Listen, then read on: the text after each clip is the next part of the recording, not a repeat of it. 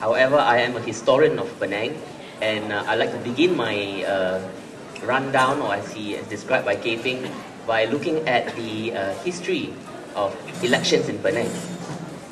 As you all know, Penang is a very special state in 2008. It is one of the hot states. In fact, it is so hot, it's actually quite sizzling. So one of the important figures that came up from this long history of elections is, of course, none other than our state hero, Tun Dr. Lim Chong Yu. I think those of you who are a bit younger might not remember Tun Lim, but Tun Lim built up whatever you're seeing around you. Tun Lim was the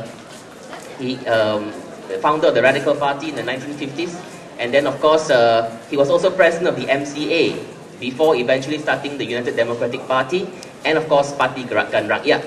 Penang is hot because, as I said, we're going to have a new chief minister and we don't know who that person is going to be. Secondly, almost all the major political parties, except for PAS, has got very strong candidates in Penang. We know that Parti Keadilan Rakyat is much better organized this time around, and the presence of Datuk Sri Anwar Ibrahim who is from Penang and formerly Deputy Prime Minister, has some influence.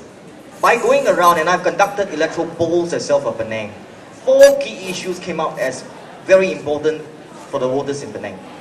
One is definitely the economic issue. People are feeling that the domestic sector by and large is not doing too well.